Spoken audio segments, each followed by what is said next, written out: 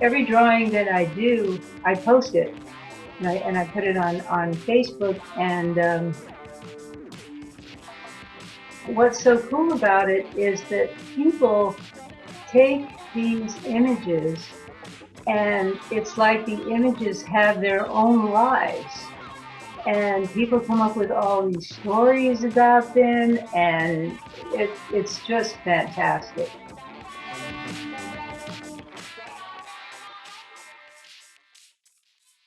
So we have Julia Arriola here today. Thank you for coming on. And so you're a new artist for me, relatively speaking, but it's been really fun. Elaine King, I think, was the first person to tell me about your work, and that was, and then Maura Joffrion, who I just saw yesterday, by the way, up in Colorado, is she was also singing your praises, and I am too. We love your work. And apparently other people do too. It seems like it. Apparently so. I was shocked. I know. Well, I told you, when Elaine showed me your ledger drawing work, she showed me some images of it, and I said, I love that, and I can sell that. I definitely have a market, I think, for that. And I told you that as well. And but you never know as a gallerist. You have a Right. sense that it's going to be something great and that it's going to work nicely, but you just don't know. But after I put it on the first e-blast and everything sold, I kind of definitely knew at that point. So are you still making some more ledger drawings for us? I am making them. I've got 4 done now, and 1 is on the boards. Nice. And I'm lucky because as I'm making these, others are coming into my consciousness.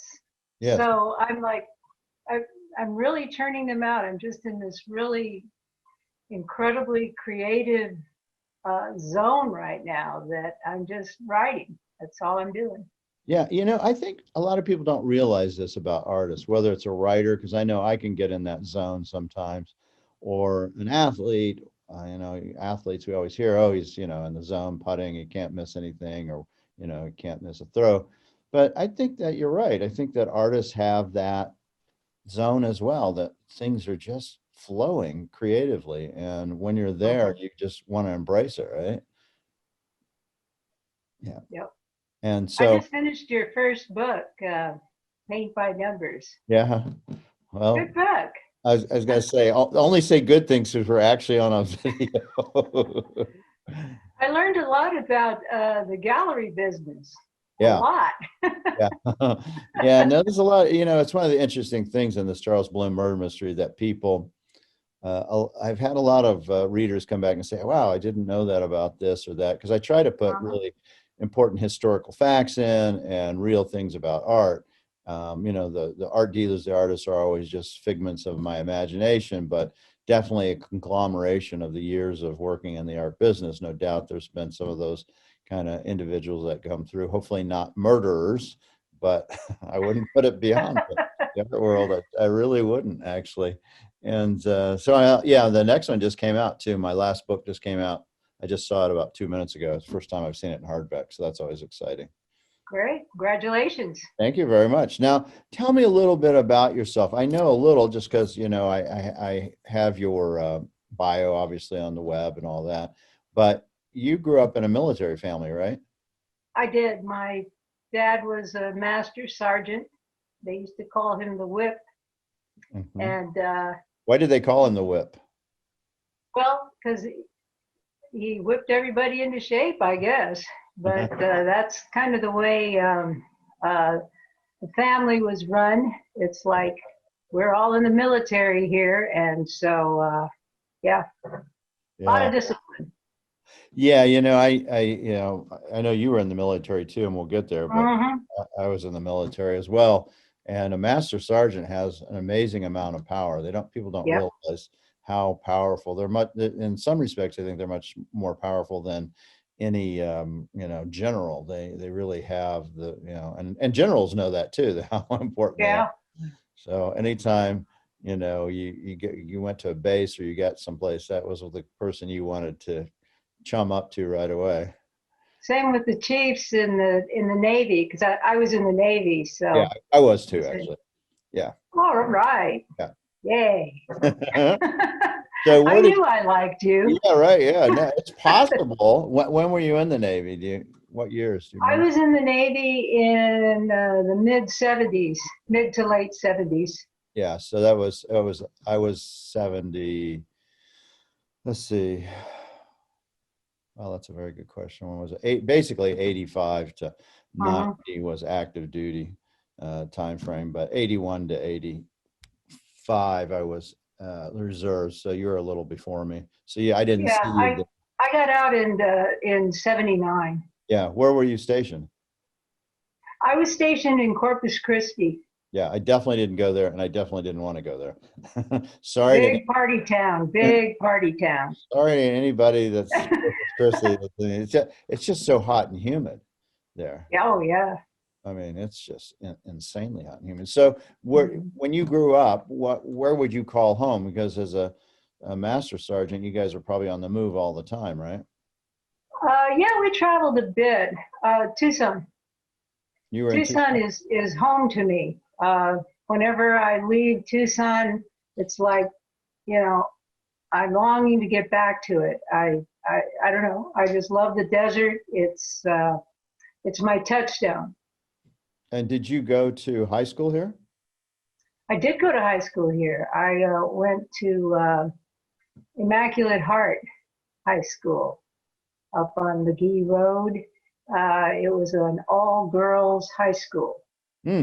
And I got expelled in my junior year, and I did my senior year at Tucson High. You just kind of glanced over. I got expelled. Do you want to go into more detail on that? It was a big deal then, but now not so much. Didn't really change my life very much.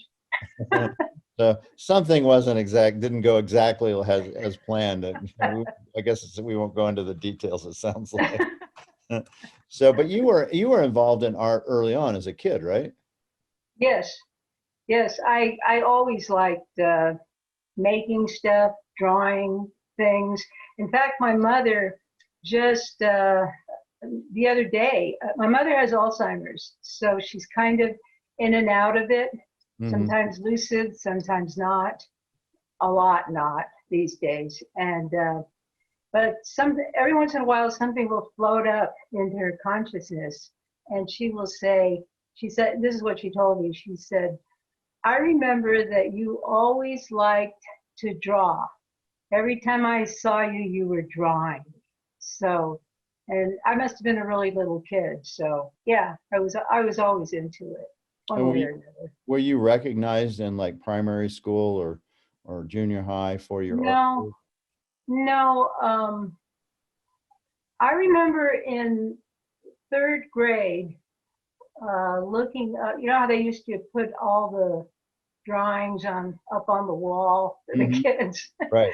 And I remember looking up and seeing one of my drawings. It was a drawing of a Santa and a reindeer. It was close to Christmas, and there was a star on it, a gold star. And I was like, wow. And that's all I remember about any of my art thing, just that particular time. But I think sometimes that can be enough. I mean, that reinforcement at that young age. I mean, you clearly Yeah. still remember it. What, you were a third grader, maybe? Yeah, I was in third grade. Yeah. But I dropped it. Once I hit puberty, Yeah, look expelling. out. I hit the skids. There was no art there. Yeah, it was all other things. Whole other thing. And so when you graduated from Tucson High, I assume that's where you graduated. And do you have brothers and sisters, by the way? No, You were an no, only. I'm the only one. Yeah, and on one side of your family is Mescalero Apache, right? Yes, my dad is Mescalero Apache. Yes. And so he must have had kind of an interesting ride too to make it through in the military because he was there earlier, right? We're talking he was Right, in this right. 50s, 60s kind of time. Yes. Did he go to Vietnam as well? No, he was actually Korea, Yeah. the Korean War. Yeah, So, yeah. and he was active in Korea in the war. I think he was active, not maybe in Korea, but around there. So he was stationed at one of the bases. I know he was gone a lot. Yeah. But that had to be kind of a, just being a person of color in the military was still pretty, they had their issues back then for sure. I think he had a hard time. Yeah. My dad didn't talk very much, and that whole generation didn't really talk about things. And whenever I would ask him anything that he considered inappropriate to him, which was a Mhm. lot, he would say that, why was I asking that question? And, just forget about it and move on. So there's a lot of things that he took to his grave that I Mm. would have liked to have known. So yeah, I think he had a really hard time. Yeah, I would think so. And that probably translated down the ranks being to you as well, especially if you're an only child. Mhm. Yeah, I would think so. Yeah, I'm sure he didn't mess around. It was yes or no, sir, correct? Or he didn't That's true. yeah. Yeah, I know how that works. And so you graduate Tucson High, and what did you do then? I went to work. I was always working. That's one of the things that my dad instilled in me right away is like get to work. He got tired of me asking for money for records and things like that, and so he said, Julie, as he called me Julie at that time, he said, you need to get a little job so you can get a little jingle in your pocket. I always remember that. I need to get a little jingle in my pocket. Uh-huh. So I did a lot of jobs. I worked at uh, Del Taco. I worked everywhere. I just looked for things to do so that I could get that little jingle. Mm-hmm. And but I went to school right away to the university. I graduated that summer. I worked, and then I went into the U of A to study music Mm. and voice actually.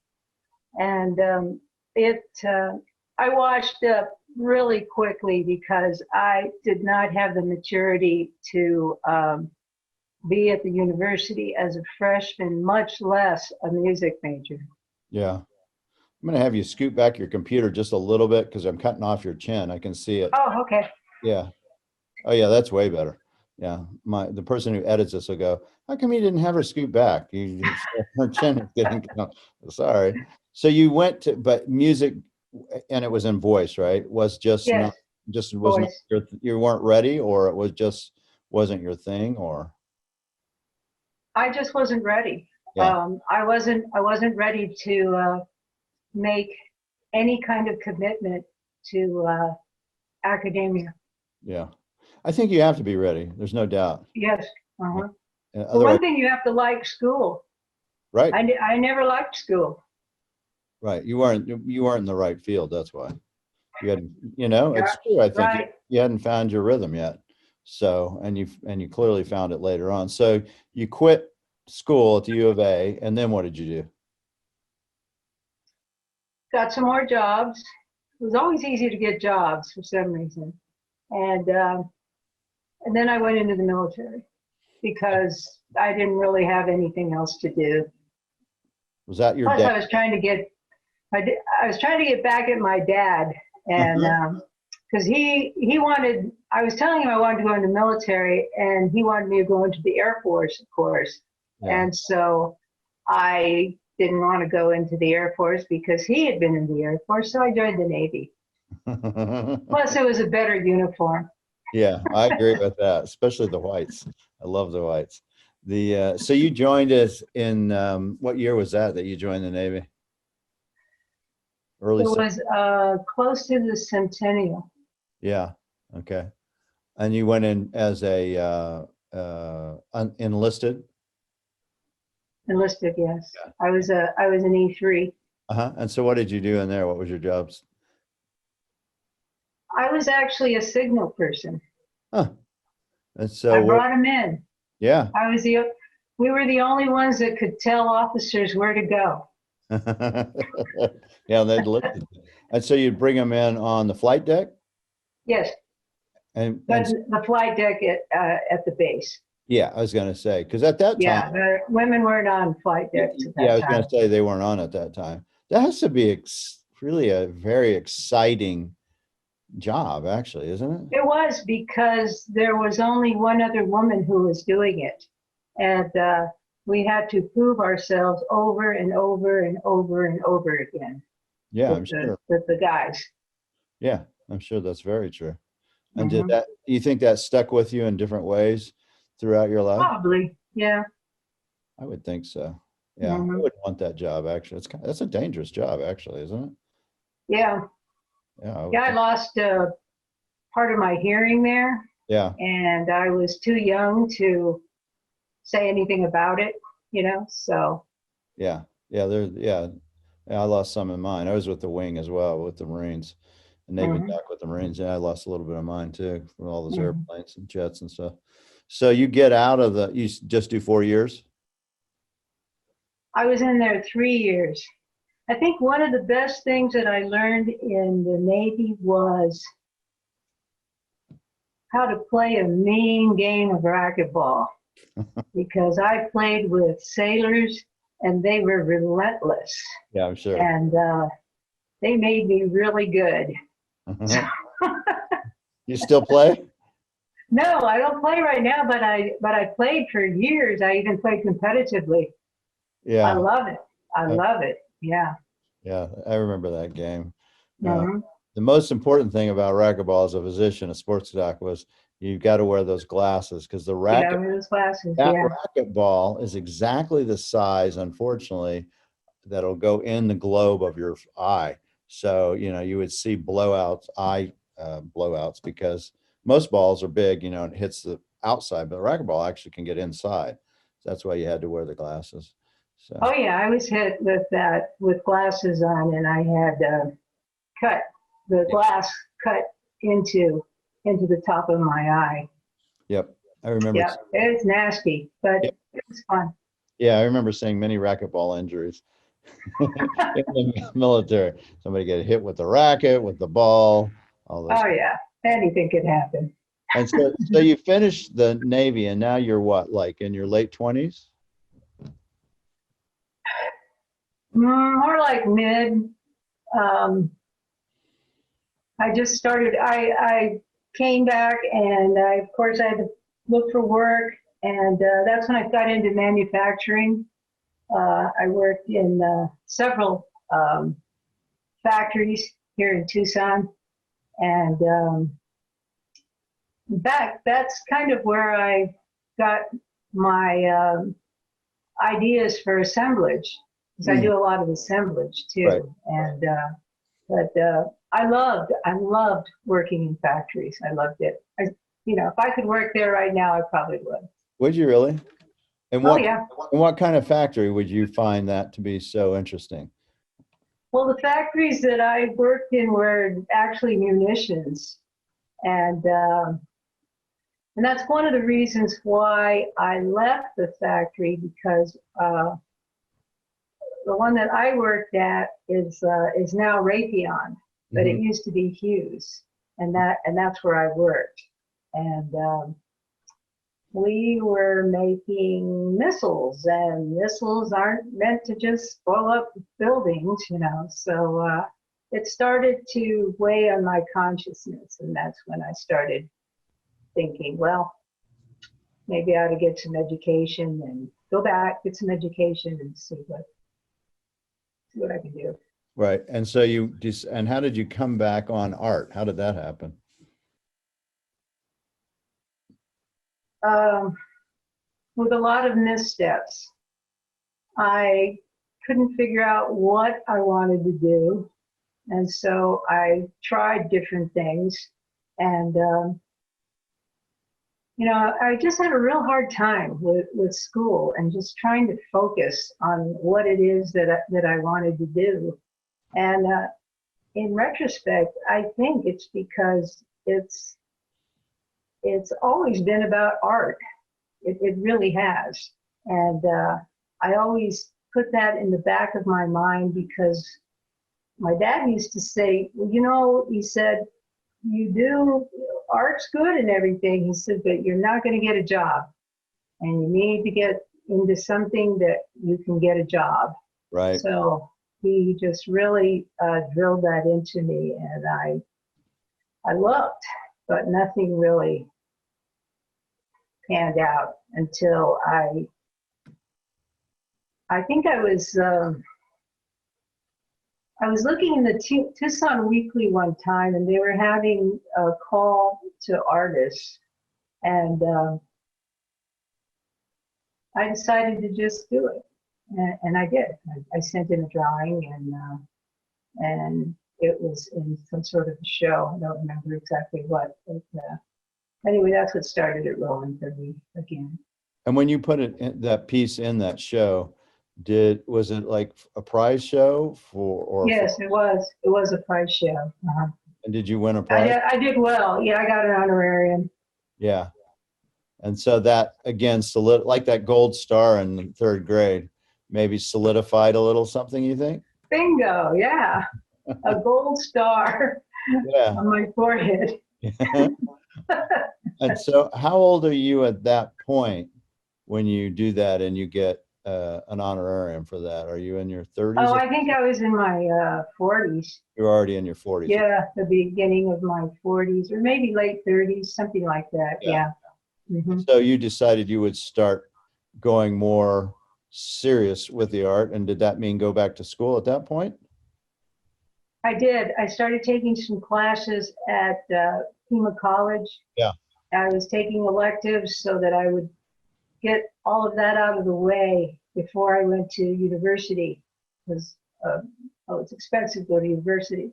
Right. And so, yeah, I took elective classes in and things that I needed in over at Pima. And then I actually took an art class there, and it was like, wow, this is very cool. Yeah, Pima actually, people don't realize it, but Pima really actually has a great art department. Oh, yeah, it's fantastic. It's so really, much fun, yeah. It's really a great department. And do you remember who your teacher was at that time that you took that with? It was a blacksmithing class. Yeah. And I don't remember his name, but I think it was a Thai man. And he did these wonderful knives, like with Damascus steel. Mm-hmm. And he would put little fetishes on them. And I was just like amazed by this guy. I was already into 3D. That's just what I like, you know. Right. And but he was incredible. And one of the things I remember about that is that first class, we were banging away at this hot metal, and the next day I couldn't lift my arm. So yeah, it opened up a lot of things for me, that class did. Yeah, I wish I remembered his name. You know. Yeah, no, I find it very interesting that a single art teacher can have such an important role in forming somebody's idea. I mean, when you were taking that class, was like a light bulb go off and go, yeah, I think I found it? All I knew is that I loved it. I looked forward to that class, even though I couldn't lift up my arm. I just looked forward to it. Uh-huh. And so, and I think you're right. Teachers really make a difference, because when I got to the U of A, the first one that I remember was Moira. Moira just, whatever she said, it just opened it up for me. Just really did. It was like, yeah, this is cool stuff. This is possible. Yeah, that's great. Yeah, Moira Joffrion is an amazing artist. as Oh, well. she is. She's fantastic. No, she really is, and a great mentor and a great gardener for more if you're out there. I just had a bunch of her fresh canned goods the other day that she made. So Oh, yeah. yeah, she's multi-talented for sure. And so she bonded with you and you bonded with her, and that helped you on getting through and you ended up getting your master's, or you get your BFA in art and at the U of A, yeah. And then did you do a master's as well? Yes.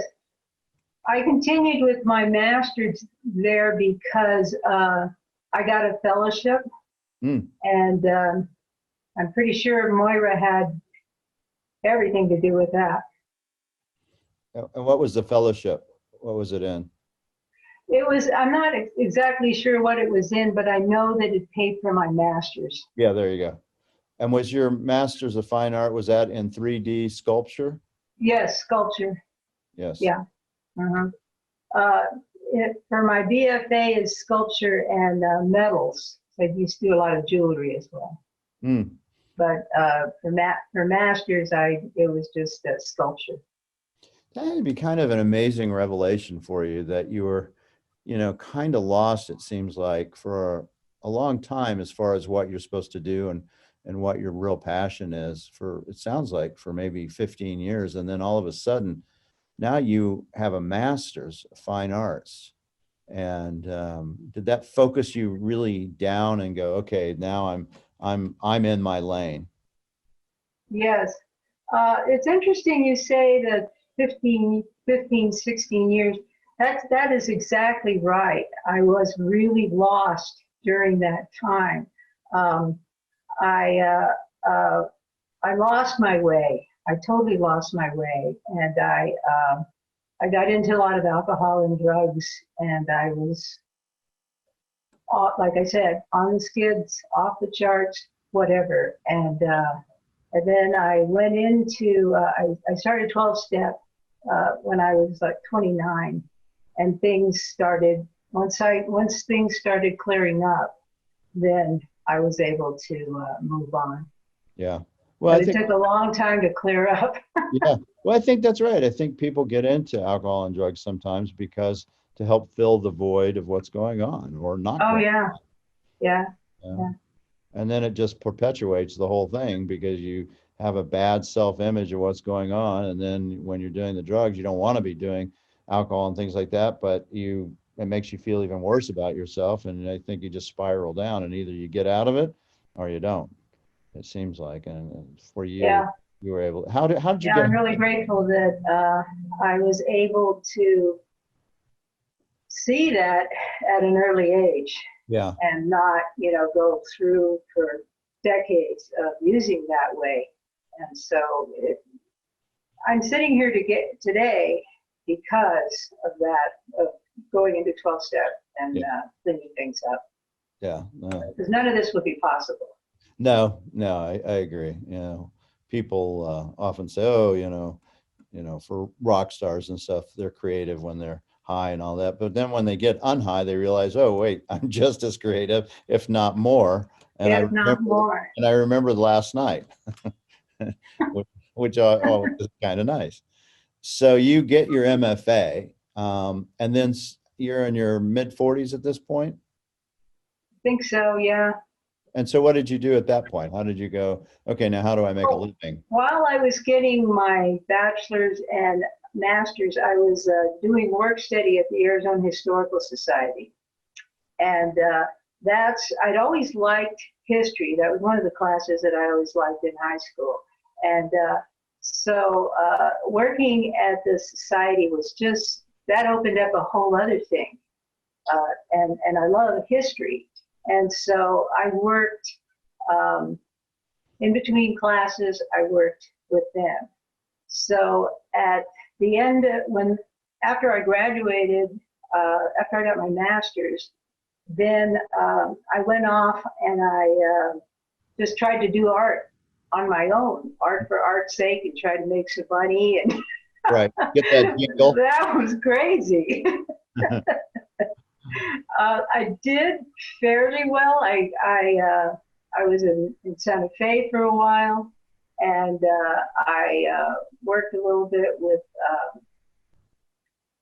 Arlene Llewellyn. Yeah, Llewellyn Gallery. Yeah, Really good gallery. yeah, I did some stuff with her, and then another gallery in Santa Fe.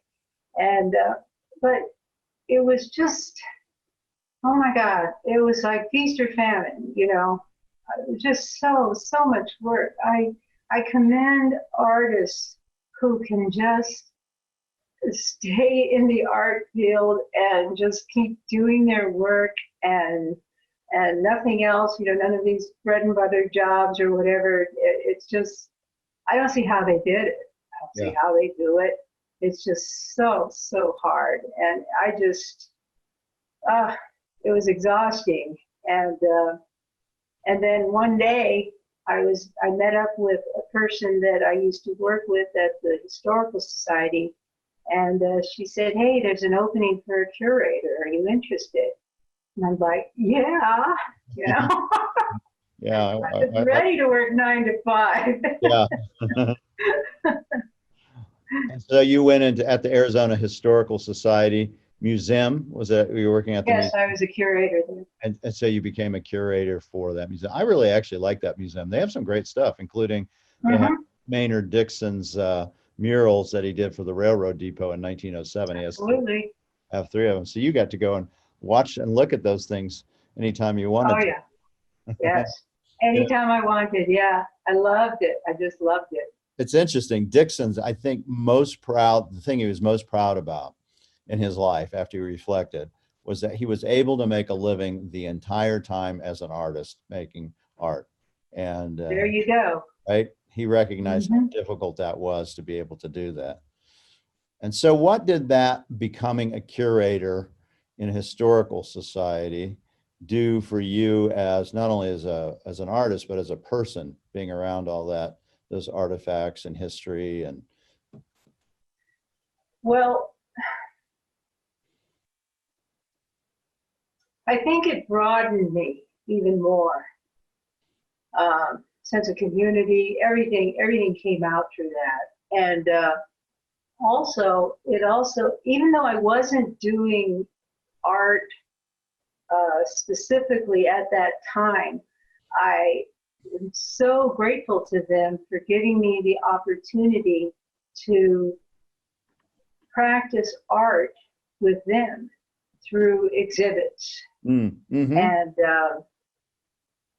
able to use my eye and design and interpretation, and they pretty much just let me do what I wanted to do, and I'm so grateful to them for them. That's why I stayed. I retired from them after 20 years. Did you do the Harmson rug collection did you curate that? Do you remember that? Which one? Harmson, the Harmson collection. They had had a huge collection of Navajo textiles, a lot of them pictorials. I remember seeing that at the Historical Society in the museum, probably. I don't remember. When I first came in, I was the curator of the Sosa Carrillo Fremont House. Are you familiar with that house? Yeah. But tell others what that is. It's a house that's late 1800s. It's on the Tucson Convention Center, right in the middle. It's like totally out of context. It's the only thing that was left after urban renewal. So it's like you just fall into it. It's weird, right? But but anyway, it was owned by the Sosas, family members here in Tucson, pioneers and Carrillos, and so it was a period house, and so that's what I was able to do. I was a curator there at that period house, and they kind of left me alone, and which can be a good thing and it can be a bad thing, and but I was able to do all kinds of exhibits with the help of my wonderful docents. I had 14 docents that were there. Wow. I had 2 seasonal curatorial assistants.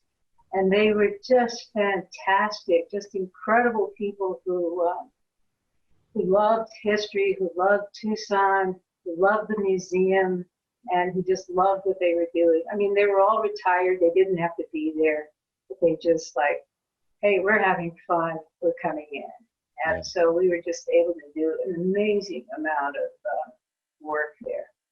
That probably reflects on you, quite frankly, that they loved it so much. That means that they were enjoying you and the process of feeling a part of the organization and probably getting to create as well.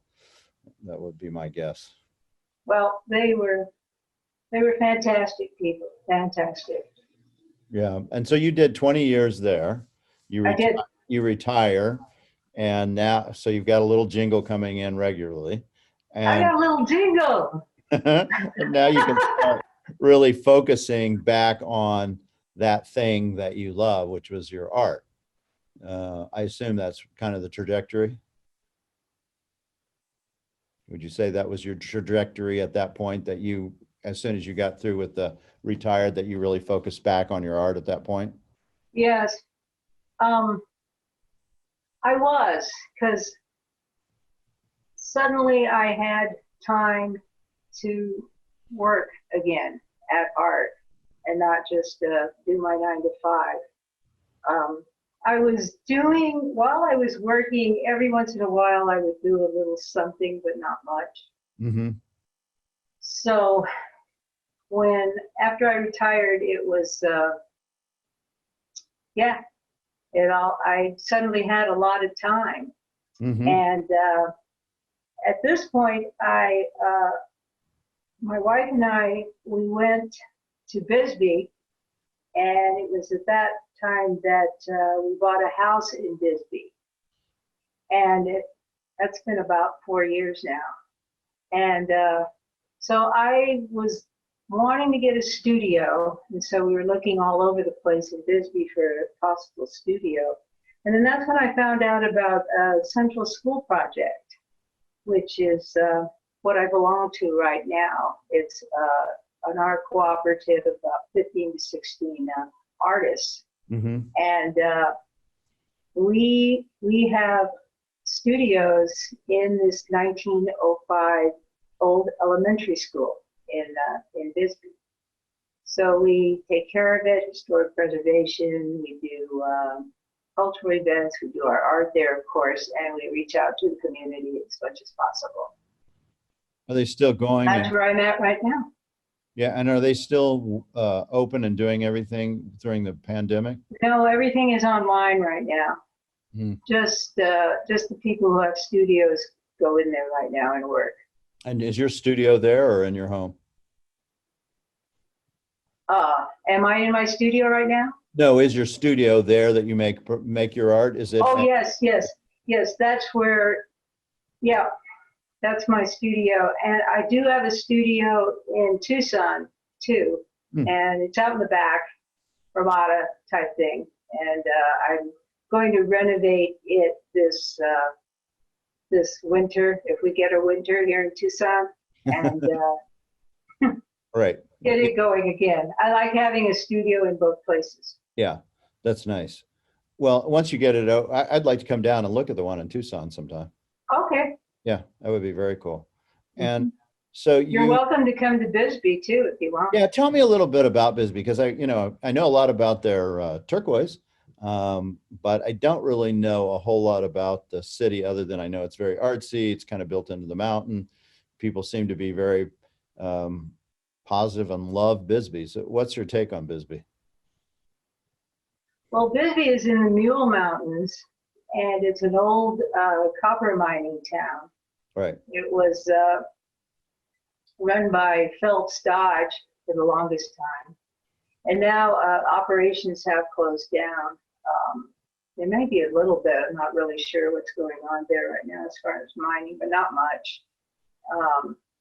But it really had its heyday. There was just thousands and thousands of people there from all over the country, all over the world, and when it was booming in the 1800s. Was that like the 1880s kind of time frame? Yeah, And yeah, there's photos of it, and just like, wow, a lot of people there.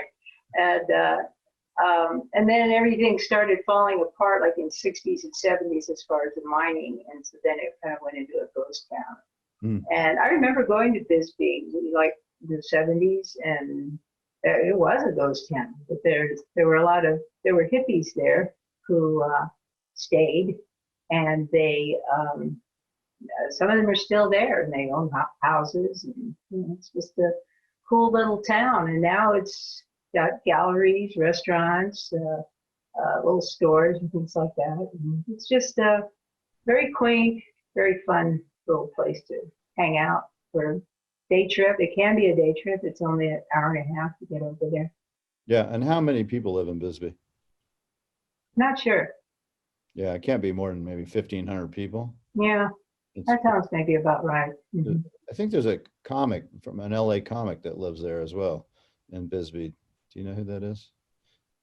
He's a comedian. There's a comedian that lives in Bisbee, like a really great comedian. I can't remember his name, but so you've got at least one star living in besides yourself in Bisbee. and so you may. I'll have to look him up. Yeah, he definitely is there for sure. You probably know him and don't even know that you know him, that you don't even know what he does. But yeah, he's a comedian. I've listened to him on Mark Maron before. A shout out to a really great podcast. Mark Maron's podcast is amazing. Bit of work that he does. So when you move to Bisbee and you start making art, you really kind of focus in at that point more on your assemblage and your sculpture, right? Yes. And you're still making that, right? I am. Well, I'm not doing it as much because the ledger drawings have just gone so fast that I've just been like on the drawing table, you know. Yeah. But yeah, I do love assemblage, and I've got some ideas. I've kind of put them in the back burner right now as far as assemblage and as far as sculpture. You know, it would be interesting to do is to somehow incorporate your ledger drawings into your assemblage. That is exactly what I've been thinking about. It's like, how do I make this ledger drawings into some sculpture? Something that I can go all the way around. I would love that. I can see it 100%. For sure. You know, whether it, you know, a 3D kind of situation where you take the imagery that you're making in your ledger drawing and put it into the sculpture, or you actually put the drawing somehow into your sculpture. But I think there's definitely something there. Absolutely. It's exciting. Yeah. And I've never seen anybody do that kind of work. There's a lot of people that do ledger drawings, you know, and of course, ledger drawings, for those who don't know, you know, these were started probably in the 1860s with old, or even earlier maybe, with books that they could be used for groceries. They could just be paper basically.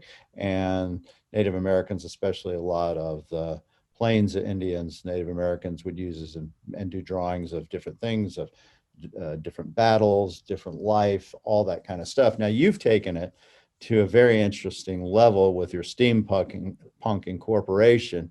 So for those who don't understand what steampunk is and how it influenced you, I would like to talk about that, because I find that really fascinating, this kind of 19th century, you know, revolution that's still affecting you as a Native American, you know, in the year 2020.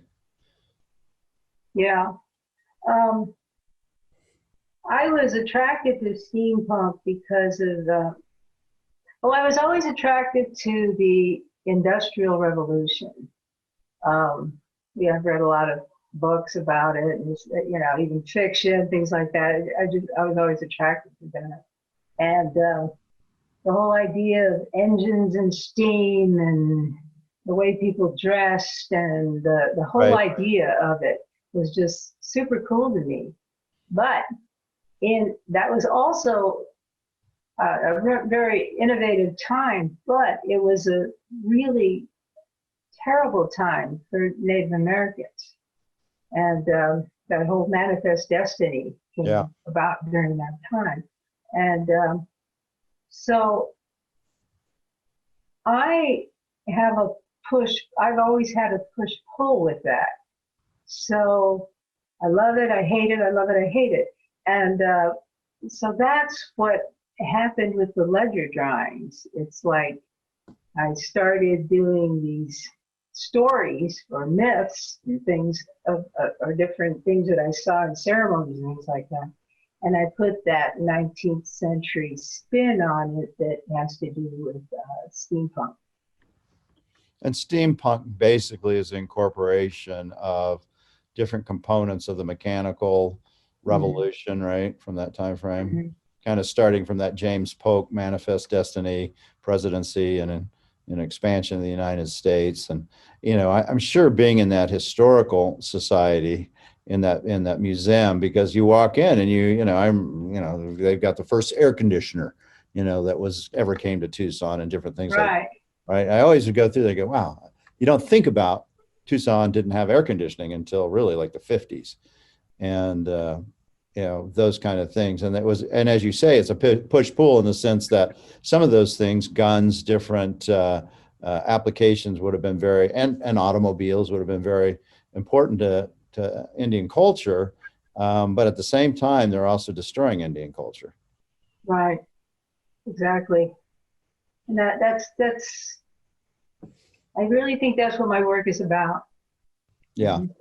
Well, and we'll put for those who watch us on YouTube, we'll put this up, some of the imagery of the ledger drawings, because you not only incorporate gone dancers and things from your own heritage from the Apache tribes, but you also do others like Hopi and others, because everybody was affected, right? Because everybody got overrun. Yeah, they did. I mean, people don't think about this, but, you know, Native Americans in this country didn't get the right to vote until 1924. I know. Crazy. Just insane. I mean, it's not even been 100 years. And, you know, Indian schools were, you know, very predominant, you know, through the 70s, really. So, which still have lasting effects on a lot of people like Shanta Begay, who went through that whole system. It definitely affected him, you know, being of Dene heritage. And so these ledger drawings are very interesting and unique. How did you come upon doing that? And because you use old paper too, you use like 1850s kind of, you know, ledgers, right? I found the ledger paper in the whole ledger, actually. We were in Fredericksburg, Texas, and we got off the main drag there and went into an antique store. And I went into one of the back rooms that was full of all kinds of documents, books and things that clearly the owner hadn't gotten to yet to even price. And so, but they still allowed people back there. So I found that ledger and I was like, wow, this is really cool. So then I was thinking, okay, the most I'm going to pay for this is 50. I'm not going to go any higher than 50. So I went to the cashier and I handed it to her and she says, oh, there's no price on this, must come from that room. And I said, yeah. And she said, oh, okay. She says, well, I have to call the owner. I'm like, oh man, here we go. And so then she does, and she comes back to me and she says, is $10 okay? And I'm like, poker face. Oh, no problem. You know, that's great. But inside I'm like, yes. Yes. Give it to me. Here's the money. Give it to me before you change your mind, you know. I really didn't know what I was going to do with it. Yeah. Excuse me. All I know is that I really liked it. Yeah. And then that's when I started doing ledger drawings on it. And were you familiar with ledger drawings by early Native Americans? I assume you would have been, especially working as a curator. So you knew, hey, there's something there. This book's calling me.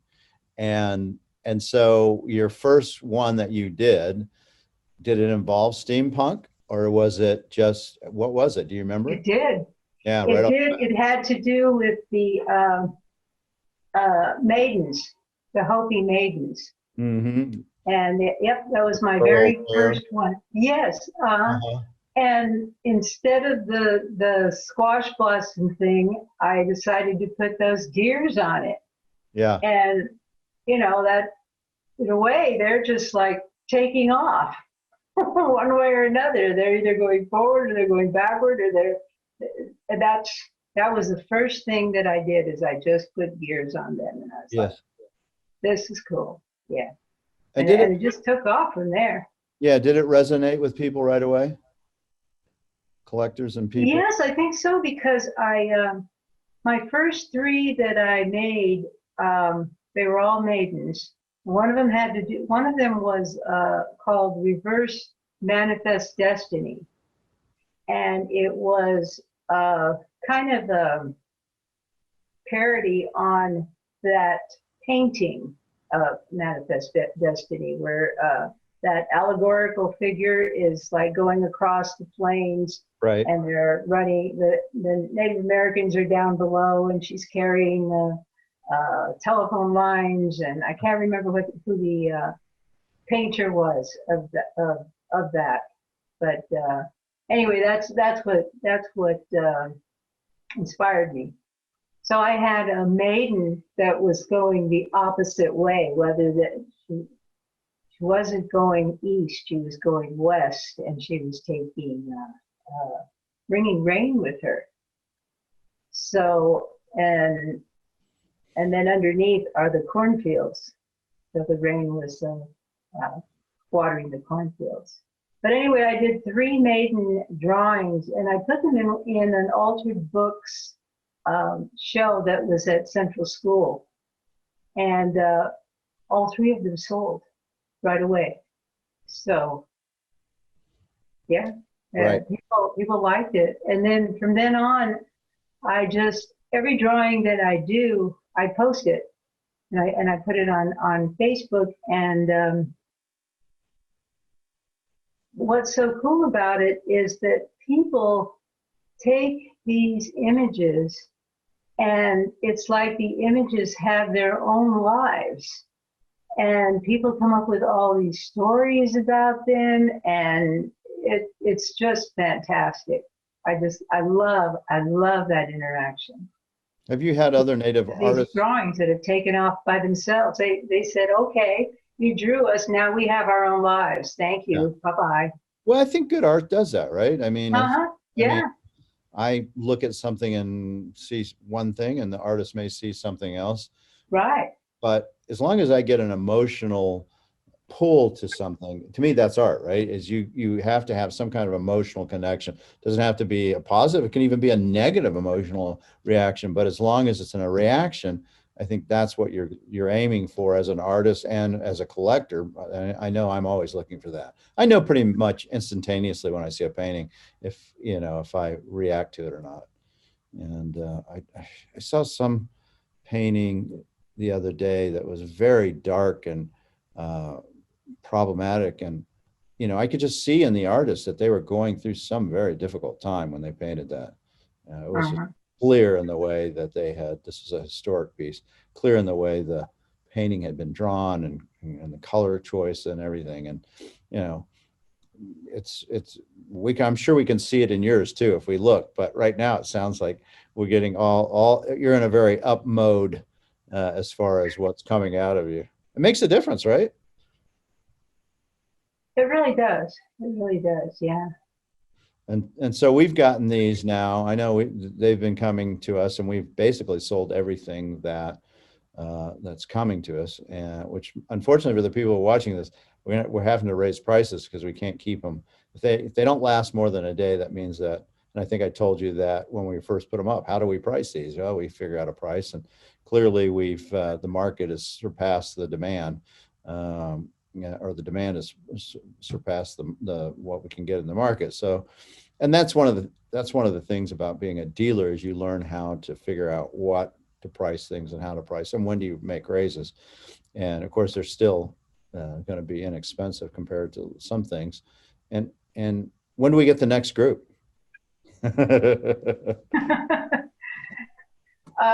Probably. I guess about 2 or 3 weeks. Perfect. This one comes out not this Wednesday. I think this podcast will probably come out the following Wednesday. So there you have it. If somebody was listening to it, we may have them by then. If not, call us and we'll let you know. And I'm doing my best. right, yeah. Well, and when you are doing a series like this and it's really flowing creatively, how do you determine what's going to be the imagery? What's the story that you're going to tell? Because I'm sure there's a point where you go, no, I don't want to do that kind of thing. I've done it. It's not of interest. How do you figure that out? It just, like I said, one seems to, when I'm working on one, it seems to feed into another idea. Sometimes myths come to me, like when I started the Coyote series. The Coyote started coming out. I hadn't done Coyote before, and I remembered the Coyote and the Stars, and so that's when I came up with that one particular piece that you guys didn't even get to put it on the website. It just went that quickly. Yeah. And it was my first Coyote piece, and it's Coyote laying on a little bed, and he's looking through a microscope, which is 19th century, and he's kind of dressed a little 19th century as well. And he's looking up at the stars, and he's howling, and that comes from the Coyote places the stars myth, the Navajo myth. Yeah. So that kind of thing. That's the kind of thing that will. Yeah, he's the trickster in Dene. He's the trickster. Yes, he can be good and he can be bad. Yeah, he can. Well, if you were in one of my books, I used him as a component because if you're a traditional Navajo Dene and a coyote crosses your path, and whether you're walking or driving or whatever, you have to turn around and go back where you came. Otherwise, you're putting yourself at peril. Yeah. Mm-hmm. So I use that part of the plot line of that, understanding. The more you can understand about culture, and I think the more realistically you can not only tell a book like I do, but in your drawings. And we'll put that image up on the website here, not website, but the podcast that you can watch on YouTube, the one for those who are watching it on YouTube. So where do you see yourself going from here? What's next for Julia? Well, I still see more ledger drawings, but like what we were talking about earlier, I need to sit down and do some drawings, do some research, and figure this thing out, how to get these off drawings and into 3D. Mm-hmm. I just think that would just be a blast. And so more sculpture, more assemblage. I just have a lot of ideas, and I'm ready to go with them. Have you ever done video type assemblage where you do something that has video associated with it? I could see these coming to life, these ledger drawings, in a weird animation / video way. Yeah, I could see it too because of how the stories keep going. Yeah. Mm-hmm. No, I've never done video of my work. I definitely want to have those pieces when you get it to come out. When those come out, the sculptural pieces, incorporating. Yeah. I'm serious, because I think those would be really interesting, because that's really cross-cultural changing too from this, very much, even though there's steampunk in your drawings, it is, if you take it up a notch to contemporary sculpture assemblage with these, I mean, that's at a whole different level. I don't think anyone's done anything like that. Mm-hmm. And would be very, very interesting, to say the least. That's the fun thing about doing these podcasts, right? You get yeah. you get to have these talks and think about things that maybe you think about things. Yeah. I think that's what happened with I didn't see anybody doing steampunk ledger, and so, but what's so cool about it is that anybody can do it, and it'll all be different. It'll all be totally different, so it's like, I love that. I love that. Yeah. But it's still coming from a tradition, which is nice too. Yeah. It does. So what would you tell, because you've had this really circuitous life, path from working in different jobs, working for Hughes, Navy, historian, curator, artist. What would you tell other people out there that maybe are trying to find their path in art, recommendations of how to go about doing it or not doing it for that matter? Tough question, I know. Well, I'm a total believer in following your heart, but many times in my life, following my heart didn't pay the rent. And I don't know if it's because it was just my path. It was just something, these were just all the things that I needed to go through to get to here. And would I change anything? A few years ago, yeah, I would have changed a few things. But now, no, I wouldn't change a thing. It's like, this is where I'm at. This is what I had to go through. And everything that I went through, even though it may have been negative at the time, it was a good thing. It formed me in a certain way that needed to happen. And so all that happened to me is what needed to happen to me. And I came out on this other side, and it's good. It's really good. I couldn't be happier. It's a good thing that guy didn't want $60 for that drawing ledger.